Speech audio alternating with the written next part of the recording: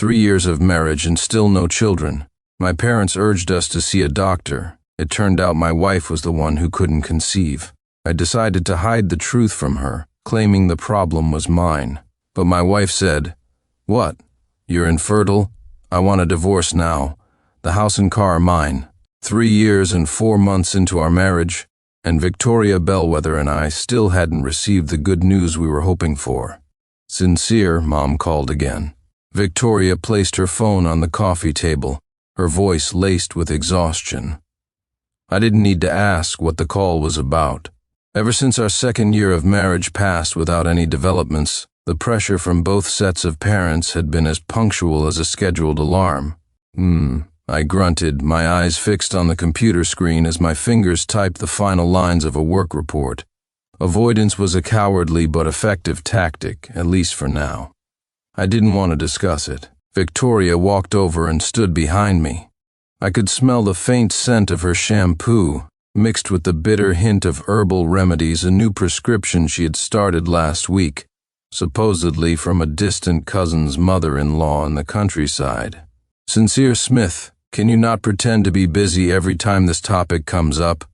Her fingers rested lightly on my shoulder, but they felt as heavy as lead. I sighed, saved the document, and swiveled my chair to face her. There were faint dark circles under Victoria's eyes. She hadn't been sleeping well lately. I knew because I could feel her tossing and turning in bed every night. "Haven't we tried everything?" I tried to keep my voice calm. Ovulation calculators, positions, thermometers. We even tried that 30-minute headstand your mother suggested. Victoria bit her lower lip, a habit I knew all too well. She was holding back tears. My parents suggested, "We go to a hospital for a checkup." My heart sank. Going to the hospital? That meant admitting there was a problem, possibly one that trying harder couldn't solve. As a man, the thought made me instinctively recoil. "Just give it a little more time," I said, reaching for her hand.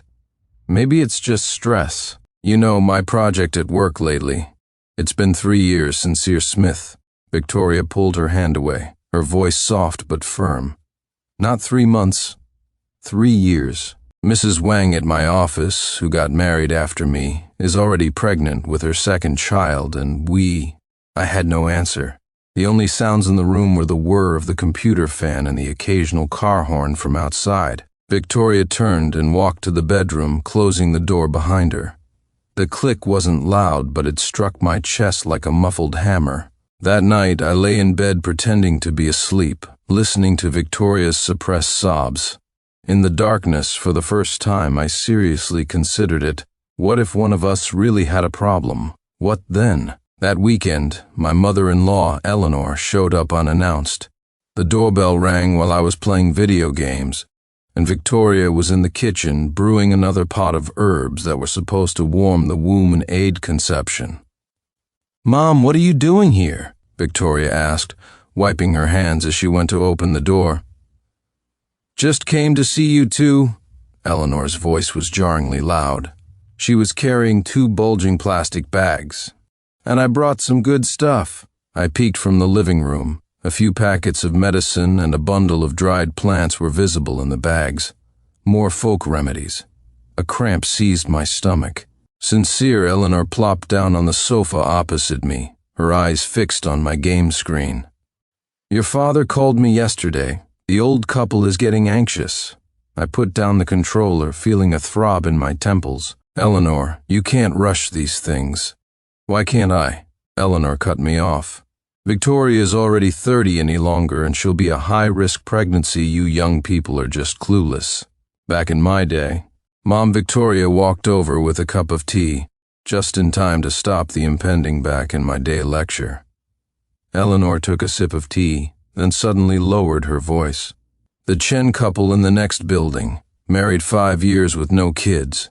They went to the hospital last year and found out the husband had low sperm motility." My fingers dug unconsciously into the sofa cushion. "Mom, stop it." Victoria's face turned pale. All right, I won't talk about it." Eleanor waved her hand, but then pulled a crumpled piece of paper from her purse. "I had someone copy this prescription from the provincial hospital. It's specifically for—" I couldn't take it anymore. I stood up.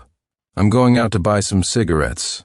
The cold wind hit my face as I stepped outside, and I realized I was trembling. It wasn't anger, but fear. What if it really was my problem? What if I was defective like that unlucky guy in the next building? I sat on a park bench for 2 hours until Victoria texted asking when I was coming back. When I got home, Eleanor had left. The prescription and a pot of black, murky liquid were on the table. "I'm sorry," Victoria said softly. "I didn't know she was coming." I shook my head and suddenly made a decision. Let's go to the hospital." Victoria looked up at me, surprised. A flash of panic I couldn't decipher crossed her eyes. "But not because of their pressure," I added, "because we need to know the truth for ourselves." When Ethan White pushed the lab report across the desk, the lamp on his desk shone directly on the bold, glaring words, "bilateral fallopian tube obstruction." I stared at the diagnosis, a buzzing sound filling my ears. "Sincere, you need to be prepared for this," Ethan said, pushing up his glasses and keeping his voice low. "With your wife's condition, the probability of natural conception is virtually zero." I nodded mechanically, my fingers unconsciously rubbing the edge of the report. The smell of antiseptic in the office suddenly felt overwhelming, making my eyes sting. "Your results, however, are excellent." Ethan handed me another sheet of paper. I couldn't make sense of the dense data, but he pointed to a key metric. Sperm motility is at 89% and the count is well above the standard. I stared at the report that confirmed my complete normalcy and felt a sharp pang of guilt. For the past 3 years, Victoria had choked down countless bitter herbal remedies, tracked her ovulation cycles for months on end, and had even secretly visited a temple to pray for a child. Every time her period came, she pretended not to care, but I had seen her crying in the bathroom. "Ethan," I suddenly grabbed the sleeve of his white coat. "Do me a favor." "What?" "Change my report. Say the problem is with me." I heard my own voice, hoarse and unfamiliar. Ethan's eyebrows nearly shot up to his hairline. "Are you insane?" "She's so proud." I let go of his sleeve and pointed to the record system on his computer. "Just say my sperm motility is insufficient and that I need treatment." Ethan stared at me for a full 10 seconds, then suddenly chuckled. "Sincere Smith, I never took you for a romantic fool." He turned and started typing on his keyboard. "But you can't keep this lie up for long. The moment you consider IVF, they'll find out." The printer whirred, spitting out a brand new report. I took the still warm paper. It clearly stated, "Asthenozoospermia, sperm survival rate under 30%. "Thanks," I said, folding the real report and tucking it deep into my wallet. "Don't thank me yet." Ethan handed me a bottle of vitamins. "Make it look convincing. Take these every day and don't let her find out they're just supplements." On the way home, I kept rehearsing how I would break the news to Victoria. While stopped at a red light, a child in the car next to me was pressed against the window, smiling at me and showing 2 dimples. My heart clenched, and I quickly hit the gas. My hands were trembling when I placed the forged medical report on the dining table. The fake report Ethan had made for me was incredibly realistic, right down to the meticulously stamped hospital seal. The word asthenozoospermia was in bold, a sarcastic headline for the drama I was directing. Victoria was in the kitchen cutting fruit, the knife landing on the cutting board with a crisp, rhythmic sound. She was wearing my favorite blue loungewear, her hair still damp from the shower. "Victoria, come here for a second," I said, trying to keep my voice steady. She came over with a platter of fruit, the strawberries and mangoes arranged in the shape of a flower as meticulous and perfect as everything she did. "What's wrong?" she asked, picking up a piece of mango to feed me. I dodged it and pushed the report on the table toward her. "The test results are back." Her smile froze on her face. She wiped her fingers on her apron before picking up the papers. I watched her eyes quickly scan the medical terms, pausing at fallopian tubes unobstructed and ovulation normal, before they widened in shock. "Asthenozoospermia?" Her voice shot up. "It's your problem?" I nodded, the comforting words I had prepared stuck in my throat. Her reaction was completely different from what I had imagined. No self-blame, no empathy, just a complex expression I couldn't read. A survival rate of only 28? She stared at the report, her knuckles white. Does that mean it's almost impossible to conceive naturally? The doctor said not necessarily. I tried to take her hand, but she snatched it away. Victoria suddenly stood up, the chair scraping loudly against the floor. Sincere Smith, her voice was as cold as ice. Let's get a divorce. I froze, my ears ringing. I thought I had misheard. What? I said. Divorce, she repeated, enunciating each word. A strange light glinted in her eyes. I can't spend my life with a man who can't have children. The word stabbed me like a knife. Every bitter tonic she had drunk over the past 3 years, every ovulation chart she had kept, every tear she had secretly shed in the dead of night, all these images flashed through my mind, but they couldn't form a picture of the cold woman standing before me. Are you serious? I finally managed to choke out. Perfectly serious, she said, turning toward the bedroom. The house and the car go to me. After all, you wasted 3 years of my youth. Wasted? I shot up, knocking my chair over with a crash. Victoria, say that again, I dare you. She turned at the bedroom door, her chin tilted at a defiant angle. What, was I wrong? If I had known you had a problem earlier, I never would have what? I lunged forward and grabbed her wrist. Never would have married me? So you only married me to be a baby-making machine? She wrenched her hand free with a sneer. Don't make yourself sound so noble. Didn't your mother try to set you up with someone just last week? Your whole family is the same. I was thunderstruck. I had never told her about that. How did you know? That's not important, she said, pulling open the closet and throwing clothes into a suitcase. What's important is that I have to think about myself now. I stared at her back, a sense of absurd comedy washing over me. The lie I had fabricated to protect her was now the very weapon she was using to stab me. Wait, I said, stopping her hand as she packed. What if the doctor says it's treatable? She paused and looked at me with pity in her eyes. Sincere, don't kid yourself. A 28% survival rate? Is that really treatable? Should I tell her the truth now? Tell her that she was the one with the problem, that I was just trying to protect her pride. But looking at her cold expression, I suddenly wasn't so sure. So these 3 years, my voice trembled. All that talk about wanting a child, was it all just to complete a task? She zipped up her suitcase and took a deep breath. I did love you, really, but I want a complete family more. Is that so wrong? No, it's not wrong, I heard myself say. But you could at least pretend to be sad.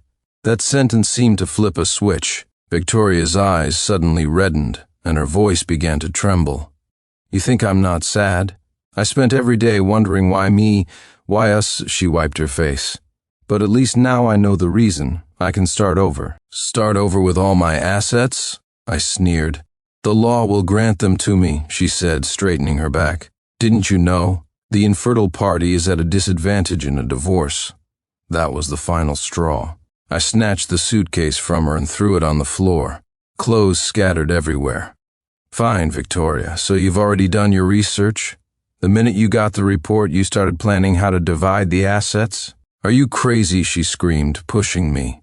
Don't touch my things. We fought like strangers, her scratching at my arms, me pushing her hands away. When we finally separated, breathless, her necklace was broken. Pearls, the ones from the necklace I proposed with, rolled across the floor. When the door slammed shut, I was still sitting on the floor, clutching the broken clasp of the pearl necklace. On the dining table, the forged medical report lay silently, like a monument to a cruel joke. The doorbell rang as I was in the living room, cleaning up the things Victoria had left behind: a half-used lipstick, a few books on pregnancy wellness, and the photo of us at the beach last year that was stuck to the fridge. It had been 3 days since she'd asked for a divorce, and I'd been wandering through the empty house like a ghost. Through the peephole, I saw my mother-in-law's well-maintained face. For once, she wasn't wearing makeup, and the wrinkles her foundation usually concealed were visible at the corners of her eyes. Sincere, she said, squeezing past me the moment I opened the door, a heavy cloud of perfume following her in. We need to talk. I didn't stop her. I watched her high heels leave a trail of muddy prints on the floor I had just mopped. She scanned the room, her gaze lingering on the items Victoria hadn't taken, before finally settling on the forged medical report on the dining table. "Have a seat," I said, my voice hoarse. I pointed to the sofa. Eleanor didn't sit. Instead, she pulled a stack of documents from her designer handbag and slapped them on the coffee table. "This is the divorce agreement. Take a look." I flipped to the first page. The asset division section was highlighted in a jarring fluorescent yellow: the house to Victoria, the car to Victoria, and she was even claiming 60% of the investment fund I'd bought last year. "Eleanor," I said, closing the folder, "do you know why Victoria suddenly wants a divorce? Is there any need to ask?" Eleanor sneered. "You're infertile. You've wasted years of her life. Isn't compensation what you owe her?" I clenched my fists, my nails digging into my palms. The fake report lay on the table just a few feet away, mocking my stupidity. "And if I don't sign, then we'll see you in court." Her fingers, tipped with scarlet nail polish, tapped against the documents. "Judges are most sympathetic to women who can't have children. I bet the final ruling will be even harsher than this." I shot to my feet, blood rushing to my temples. "Did Victoria tell you I was the one who couldn't conceive?" "It's written right there in black and white on the report." Eleanor's voice rose to match mine. "What, are you trying to back out of it now?" Just as we were about to explode, the sound of a key in the lock cut through the tension. My mother, Helen, stood in the doorway holding a grocery basket. Her face grim. She had clearly been listening for a while. Well, Eleanor," my mom said, dropping the basket on the floor, her voice as cold as ice. "Decided to bully my son because he's an honest man, have you?" Eleanor rolled her eyes. "Oh, look who it is, the protective mother. Your son is the one who's broken, and you're blaming my Victoria?" "That's bullshit," my mom swore, storming into my bedroom. She pulled the real report from my drawer and thrust it at Eleanor. "Look at this, open your damn eyes and see for yourself your daughter is the one with the problem." Time seemed to freeze. Eleanor's hands trembled like a leaf as she took the report, her eyes scanning the medical terms, her face growing paler by the second. This is impossible." Her voice dropped to a whisper. Victoria clearly said it was sincere. She lied. My mom snatched the report back. My son had the doctor change the report to protect her pathetic pride, and what did he get in return? You and your daughter scheming together to take him for everything he has. Eleanor collapsed onto the sofa, as if her bones had turned to jelly, her lips moving without a sound. Just then a figure darted in from the doorway. It was Victoria. Her face was ashen, and she was clutching her car keys. She had obviously arrived just in time to hear my mother's furious outburst. "Mom?" she trembled. "What are you doing here?" Eleanor jumped up as if grabbing a lifeline and shoved the fake report at Victoria. "Victoria, what is going on? Sincere's mother is saying you—" The moment Victoria saw the report, she froze as if struck by lightning. Her gaze shifted from the paper to my face, her eyes quickly filling with tears. You changed the report." Her voice was barely a whisper. I turned away, unable to look at her. "Does it even matter now? Haven't you already decided on a divorce?" "I didn't know." Victoria suddenly burst into tears. "I thought it was really you. And so you rushed to divide the assets?" My mom sneered, couldn't even wait 3 days. Eleanor suddenly pointed a finger at my mom as if she'd found an advantage. "Wait, if Sincere really did change the report, that's deception legally." "Legally what?" My mom cut her off. "My son didn't cheat, he didn't abuse her. He took the blame for his wife out of love. Is that a crime?" At that moment, Victoria did something that stunned everyone. She fell to her knees. Not a dramatic half kneel, but a full 2 knees on the ground thud that echoed in the quiet room. "Sincere." She looked up at me, tears smearing her makeup. "I didn't know. I really didn't know." I took a step back, avoiding the hand she reached out to me. The cold, ruthless Victoria from 3 days ago and the weeping woman before me blurred together, and I couldn't tell which one was real. Eleanor panicked and rushed to pull her daughter up. "Victoria, what are you doing? Get up, Mom. Stay out of this." Victoria shook her off and shuffled forward on her knees to hug my legs. "Sincere, I'm sorry. I was so scared. I thought you were going to leave me." I looked down at her tear-streaked face, a heavy weight pressing on my chest. This was the woman I had sworn to protect for the rest of my life, and now she was kneeling before me like a stranger.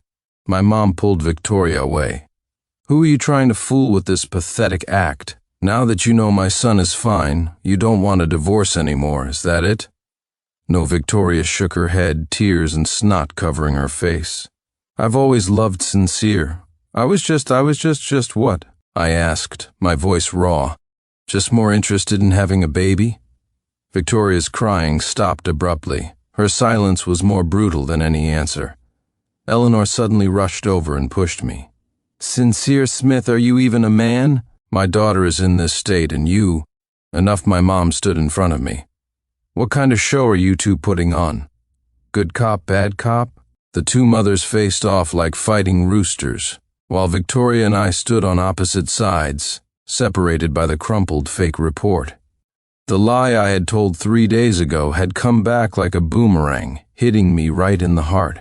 Victoria slowly stood up, wiped her face, and managed a smile that was uglier than her crying. "Sincere, that real report. Can I see it?" I hesitated for a moment before taking it from my mom and handing it to her. She studied it for a long time, her finger tracing over the words bilateral fallopian tube obstruction. "So?" She looked up at me, something in her eyes extinguishing. "We really can't have our own child?" The question was like a dull knife, slowly and cruelly cutting away the last of our pretenses. I watched the hope drain from her eyes and suddenly understood how she must have felt when she'd asked for a divorce. It was the last straw for a drowning person to grasp. "We could do IVF, I said lamely. Victoria shook her head and handed the report back to me. "No, it's fine." She turned to her mother. "Mom, let's go." Eleanor wanted to say something more but was silenced by a look from Victoria. She bent down, picked up the divorce agreement, and slowly tore it in half. "I'm sorry," she said, looking at me one last time. "I'm truly sorry."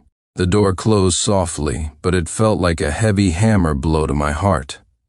My mom put her arm around my shoulder. I was still clutching the real report, now stained with Victoria's tears, blurring a few of the small words. "Son," my mom sighed, "you're better off without a woman like that." I didn't answer. I just walked to the balcony and watched as Victoria got into her mother's car. She glanced up, and our eyes met for a brief moment across 5 stories, before quickly looking away. The car drove off, taking with it my 3-year marriage and a carefully woven lie, and the fake report still lay on the dining table, a souvenir from a grim farce. When the morning sun pierced through the gap in the curtains, I realized I'd slept on the sofa all night. On the coffee table was a half-finished can of beer from last night, next to the crumpled and re-flattened medical report. I rubbed my temples, the bitter taste of a hangover coating my throat. The doorbell rang at that exact moment. Through the peephole, I saw Victoria and her mother. Victoria wasn't wearing any makeup today, her eyes swollen like peaches. She was clutching a thermos tightly. Eleanor was wearing an uncharacteristically plain dress, holding a large gift bag. I took a deep breath before opening the door. The cold air, mixed with the dusty smell of the hallway, rushed in. Victoria's eyelashes fluttered, maybe from the wind, or maybe because she was about to cry. "Sincere." Her voice was so hoarse it was almost inaudible. "I made you some porridge." Her mother gave her a push from behind, a forced smile plastered on her face. "Sincere, can we come in and talk?" I didn't move, blocking the doorway as I looked at the mother-daughter duo. Eleanor, who had been so arrogant about seizing my assets yesterday, was now hunched over like a guilty schoolgirl. And Victoria, my wife, was looking at me with a pleading expression I had never seen before. Whatever you have to say it here. My voice was calmer than I expected. Victoria's fingers fidgeted with the thermos. My mom and I came to apologize. Her gaze fell on the living room behind me. Can we please talk inside? The neighbors might hear. I stepped aside, leaving a narrow gap. They practically squeezed their way in, bringing a chill and a palpable sense of unease with them. Victoria went straight to the kitchen, took out a bowl and spoon, and began serving the porridge with a practiced ease that mirrored every morning for the past 3 years. The aroma of yam and pork rib porridge, my favorite, filled the air. Eleanor placed the gift bag on the coffee table. I could see the edges of several cartons of premium cigarettes, my dad's favorite brand. Sincere, Eleanor began, rubbing her hands together. We were wrong yesterday. We were too impulsive. I didn't respond, just watched her performance. Victoria brought the porridge over, placed it carefully in front of me, but didn't dare to sit down herself. She just stood by the sofa, wringing her hands. Eat it while it's hot, she said softly. You have a sensitive stomach. You shouldn't drink on an empty one. I stared at the green onions floating on the surface of the porridge and felt a wave of absurdity. The woman who had coldly demanded everything I owned 3 days ago was now acting like a devoted wife concerned about my stomach? What is this? I looked up directly at Victoria. Did you finally understand the report? Realize who has the problem? Her face went white instantly, her lips trembling too much to speak. Eleanor quickly interjected. Sincere Victoria knows she was wrong. She cried all night. Mom Victoria cut her off abruptly. Let me speak for myself. She took a deep breath and knelt before me, a position that brought our eyes to the same level. Only then did I notice the bloodshot veins in her eyes and the dark circles underneath. Sincere, she said very softly. I admit, I already knew I might have a problem, though I had suspected it. Hearing her confess made my chest tighten. I turned my face away. When? The 2nd year of our marriage?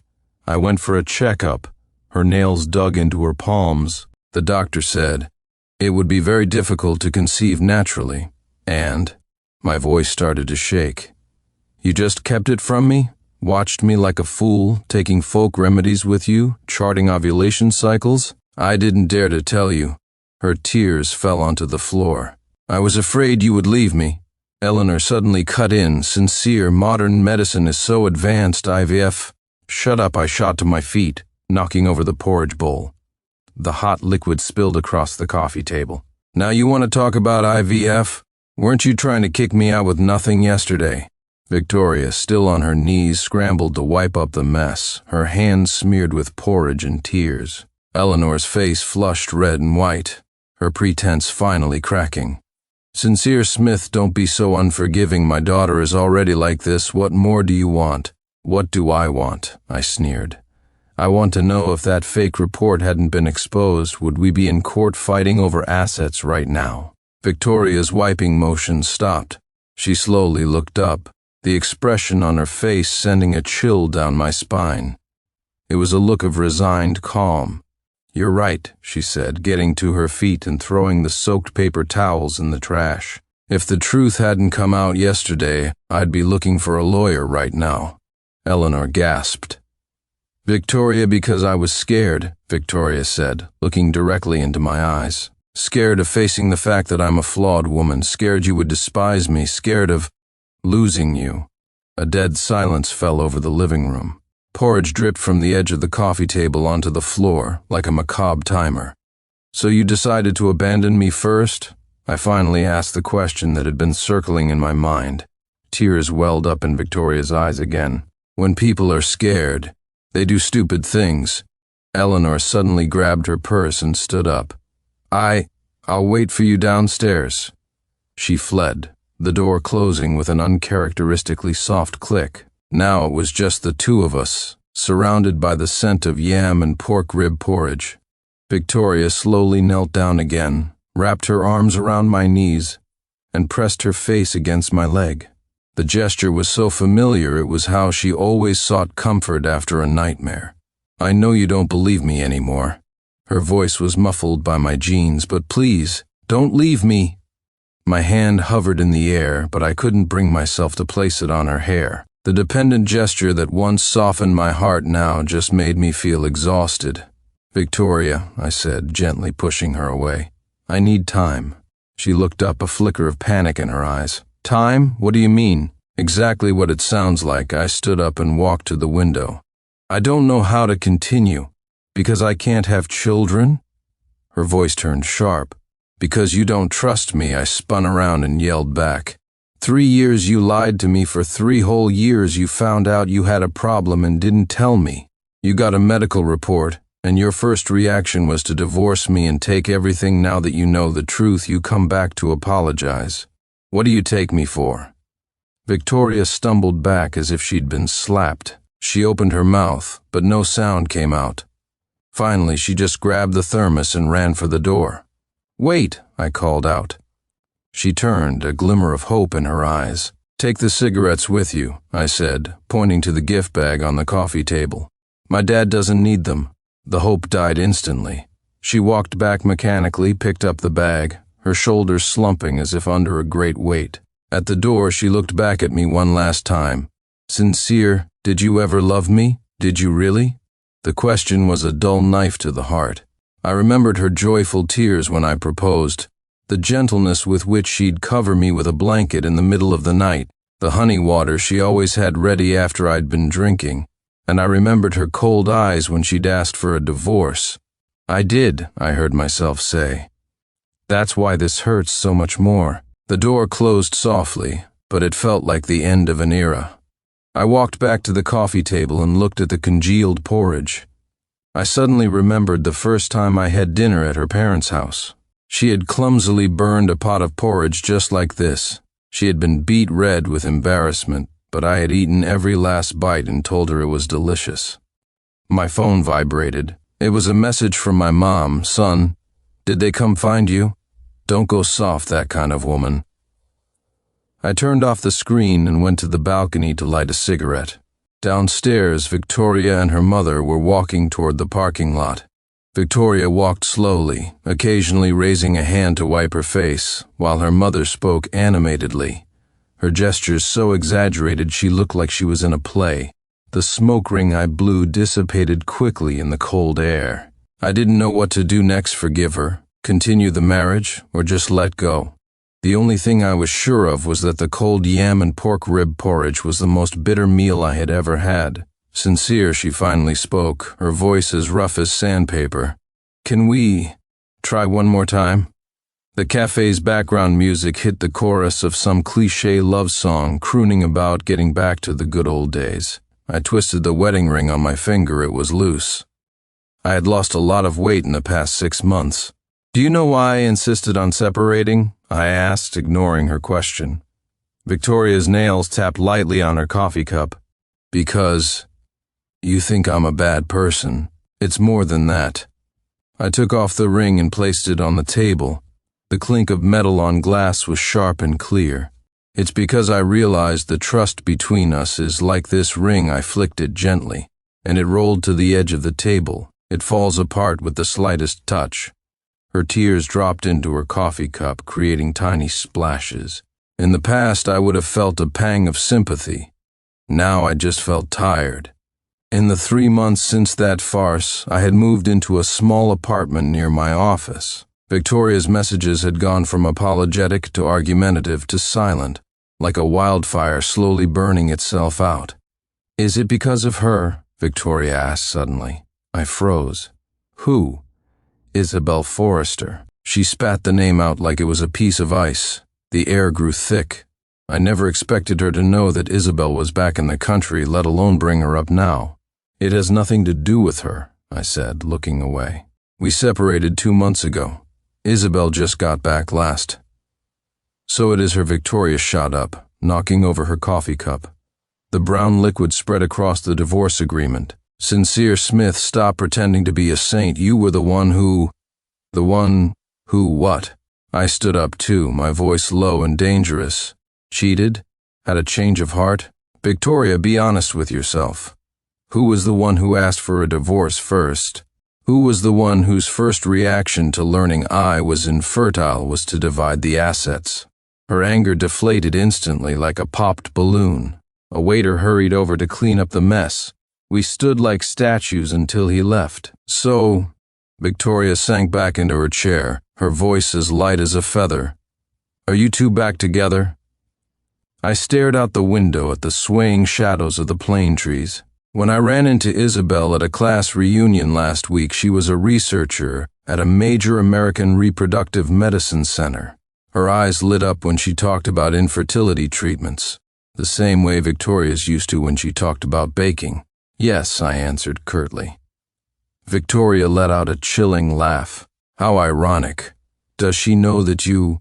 She knows, I cut her off. She knows the whole truth, including the part where I took the blame for you. That was the final nail. Victoria's face went deathly pale, her fingers unconsciously stroking the coffee-stained agreement. The lie I had told to protect her pride had become the sharpest sword to pierce her. What did she say? Victoria asked, almost through gritted teeth. I remembered Isabel's expression when she heard the story, not pity, not ridicule, but a kind of professional calm. She said there are many solutions for fallopian tube obstruction now. Victoria's nails scraped against the tabletop. I'm asking what she thinks of you, of someone who would act like a fool? I gave a self-deprecating smile. She said it was the stupidest yet most gentle lie she'd ever heard. The waiter brought new coffees and we fell silent. Once he was gone, Victoria pulled a folded paper from her bag and pushed it toward me. You should see this. It was a report from a women's and children's hospital, dated the week before our big fight. The diagnosis read, Stage 4 endometriosis with severe bilateral fallopian tube adhesions. Stage 4? I frowned. The last checkup said, It got worse. Victoria's voice was surprisingly calm. Dr. Zhang said the chances of natural conception were basically zero, and the success rate for IVF was less than 10%. She paused. I was going to tell you that day, but then you showed me that fake report. I stared at the bright red hospital seal on the report, a stone settling in my chest. If I had seen this report first that day, if she hadn't misunderstood that the problem was mine, there's no point in talking about this now, I pushed the report back to her. I wish you a speedy recovery. Victoria didn't take it. Instead, she pulled a photo from her wallet and placed it on the table, a picture of us on our honeymoon, both of us grinning from ear to ear. Sincere Smith, she said softly, loving you was real. Wanting to have a child with you was real, and being afraid of losing you was also real. She stood up. But using your kindness was the biggest regret of my life. She left the medical report on the table when she walked away. I stared at the photo for a long time, until the waiter came to ask if I wanted a refill. On the back of the photo, in Victoria's handwriting, was a line of small text, May there be no years to look back on. I don't remember when she wrote it. As I left the cafe, my phone vibrated. It was a picture from Isabel. She was in a lab coat, making a peace sign at the camera, with a backdrop of various instruments. A text followed. New project approved, celebrate tonight? I bought steak. I texted back okay and looked up at the sky. The May sun was already intense, making me squint. Across from the parking lot was a baby store with the latest strollers in the window. A few pregnant women were inside shopping. I suddenly remembered visiting a similar store with Victoria 3 years ago. She had touched a little dress and said, If we have a daughter, we'll buy this one. Now that dress was probably out of season. When I started the car, I saw a lipstick Victoria had left on the passenger seat. After a moment's hesitation, I put it in the glove compartment. In the rearview mirror, the cafe's sign grew smaller and smaller until it disappeared around a corner. The radio was playing the end of that love song. The last line was, Some people, once you miss them, are gone forever. I turned off the radio and stepped on the gas. The traffic light ahead started to flash. I accelerated and sped through it. Victoria's call came at 2:17 a.m. I was half asleep, with Isabel's arm draped over me. The phone's vibration on the nightstand was like an annoying mosquito. I fumbled for it and answered with a groggy hello, sincere. Victoria's tearful voice came through the phone. I'm pregnant. I shot upright, the sudden movement waking Isabel. What's wrong? She murmured. I waved a hand at her and padded out to the balcony. The May night air was still cool, and goosebumps rose on my bare arms. What did you say? I whispered, my fingers tightening on the phone. 4.5 weeks. Victoria's breathing was rapid and audible through the receiver. The blood test confirmed it yesterday. I looked at the scattered lights of the distant office buildings and felt the absurdity of it all. Victoria, we've been separated for 2 months and you're telling me you're 4.5 weeks pregnant? Do you take me for a fool? It's your child. Her voice trailed off. My ovulation was delayed. Enough I slammed my fist on the railing. Did you forget your own medical report? Stage 4 endometriosis, fallopian tube adhesions. The odds of that are lower than winning the lottery. There was a few seconds of silence on the other end, then the sound of rustling paper. Today. I went for another checkup today. Her voice suddenly grew firmer. Doctor, Zhang said it might have been a misdiagnosis. Now the tubes only have minor adhesions. The night wind made my temples throb. I remembered the coffee-stained report that clearly said stage 4, but Victoria had said she'd secretly gotten rechecked. Could it be? Which hospital are you at? The city's women's and children's hospital. She paused. Sincere, if you don't believe me. You can come with me tomorrow. After I hung up, I turned to find Isabel leaning against the glass door, the moonlight casting a silver glow on her white nightgown. She was holding 2 glasses of water, her expression terrifyingly calm. Your ex-wife? She asked, handing me a glass. I took it.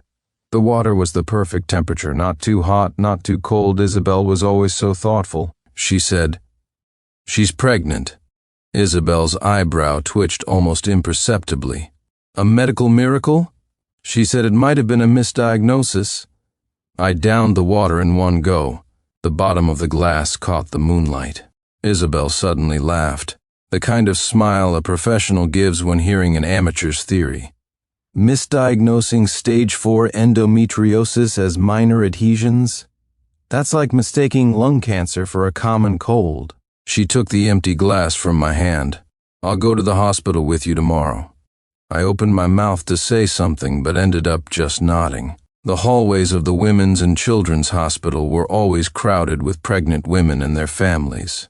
Victoria was sitting on a blue plastic chair in the far corner, wearing a loose beige dress, not her usual style. When she saw us, she tensed, her fingers tightening around her medical file. And this is, she forced a smile at Isabel. My girlfriend, I said bluntly. Where's the report? Victoria silently handed over a stack of papers. The latest ultrasound clearly stated early intrauterine pregnancy, viable fetus, and another report from a tubal imaging test did indeed show bilateral fallopian tube patency, good minor adhesions. This is impossible, I muttered. The coffee-stained stage 4 report was still in a drawer in my apartment. Dr. Zhang said there might have been an issue with the contrast agent last time, Victoria explained in a small voice. That's why it showed a large shadow. Isabel suddenly took the reports and scanned them quickly. Her brow furrowed deeper and deeper until she pointed at the doctor's signature. This Dr. Julia Zhang, is she an older woman with white hair and gold-rimmed glasses? Victoria nodded in surprise. You know her? Notoriously incompetent, Isabel sneered. At a reproductive medicine conference in the U.S. last year, the data in her published paper was exposed as fraudulent on the spot. I stared at Isabel's profile, a realization dawning on me. You already knew? I just did a background check on her, Isabel said, handing the reports back to me. But medical misdiagnoses do happen. She turned to Victoria. Would you mind if I arrange for another checkup? Our center has the most advanced equipment. Victoria's face went pale. She looked at me, then at Isabel, and finally lowered her head. If that's what Sincere wants. On the subway ride back, Isabel held my hand the whole time. As the car swayed, our reflections flickered on the window. "What are you thinking?" she asked suddenly. I stared at the ads flying by outside the window. "I don't know. From a medical perspective, the possibility of a misdiagnosis exists, but it's very low." Isabel's voice was calm. "From a human perspective," she didn't finish, but I knew the rest of the sentence. "From a human perspective, a woman on the verge of losing her husband is capable of any lie." That night, I sat alone on the balcony, smoking. My phone lit up with an ultrasound photo from Victoria, a tiny shadow with the label CRL 0.8 centimeters. I stared at the blurry dot and suddenly remembered when we had just gotten married. We were in IKEA, and Victoria picked up a giraffe plushie and said, "We have to put this in the baby's room one day."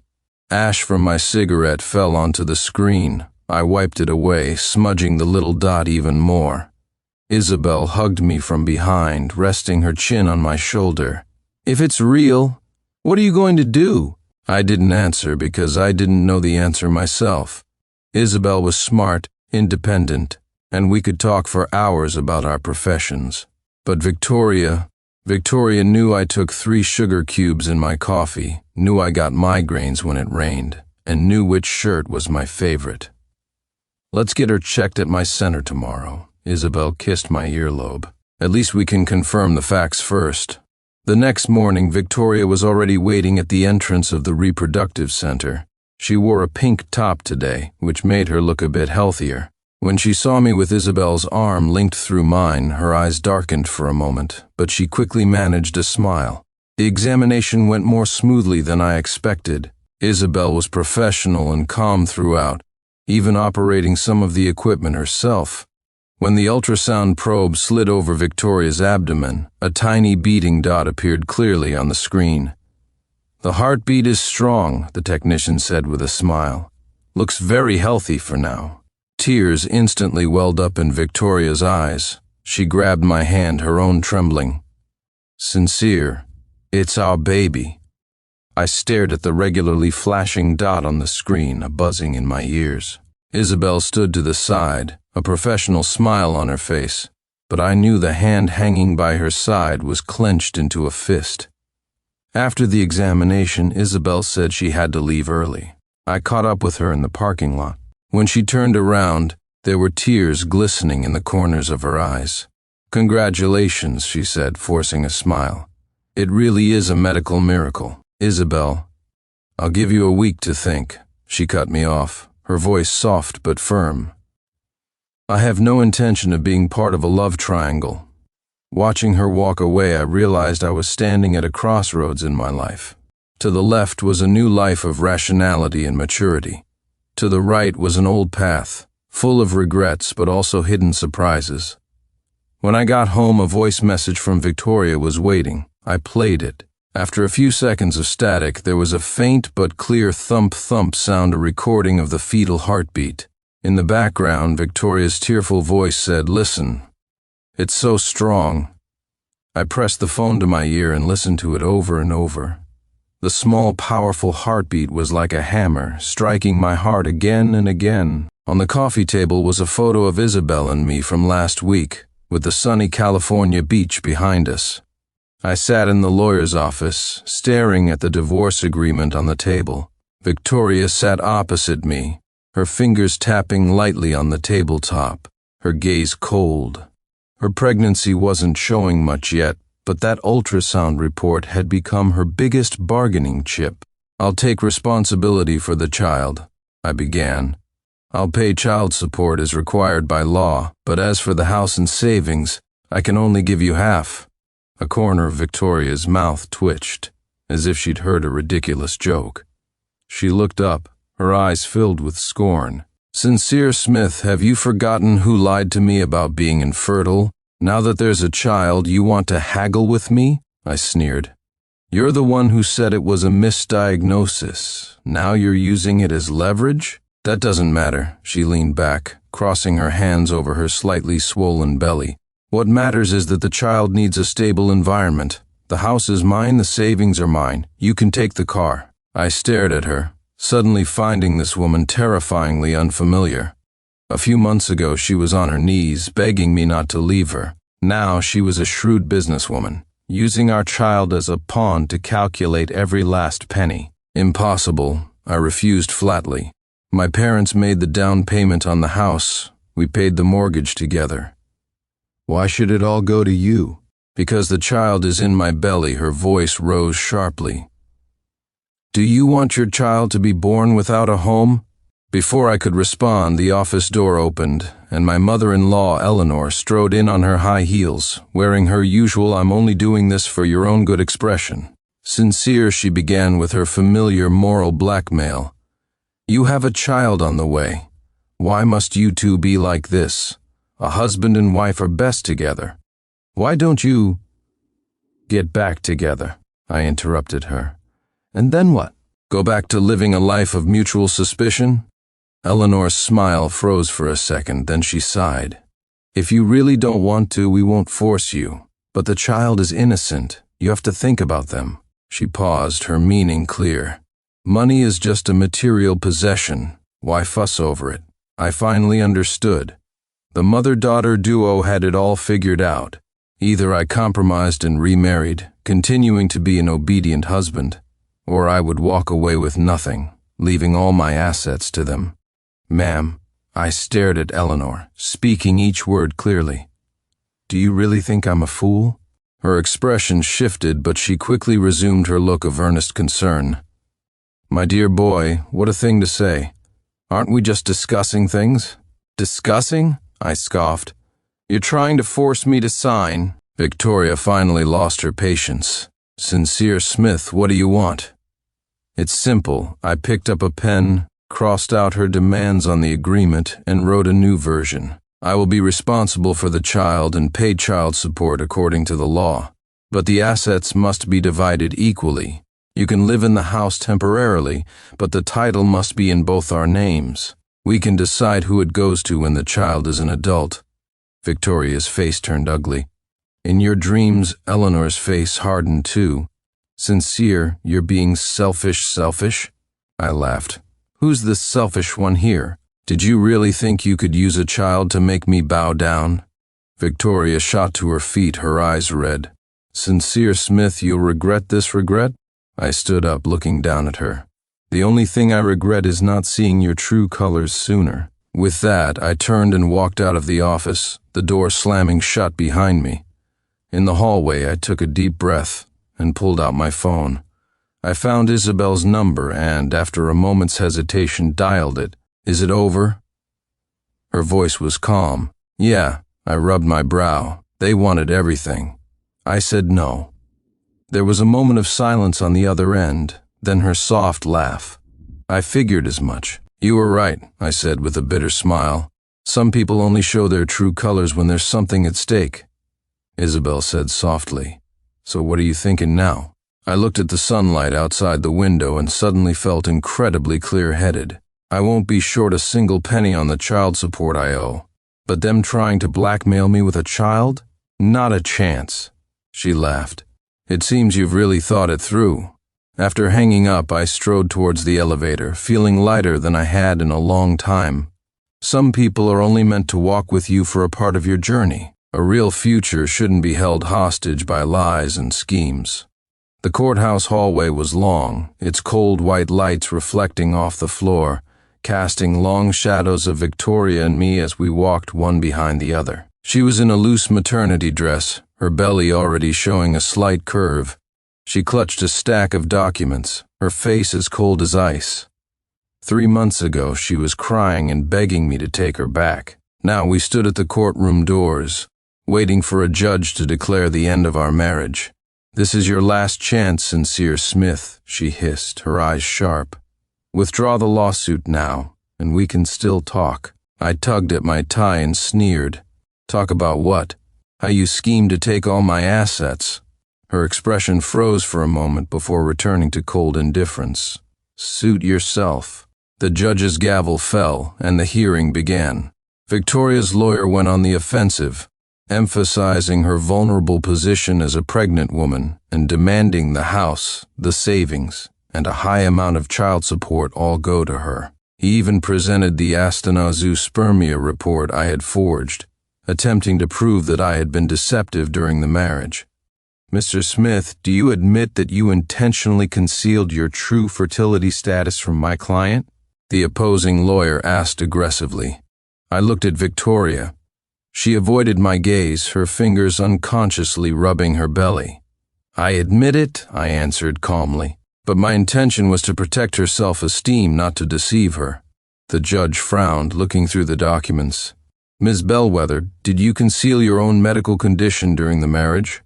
Victoria bit her lip. I just couldn't find the right time to say it. Her lawyer immediately interjected.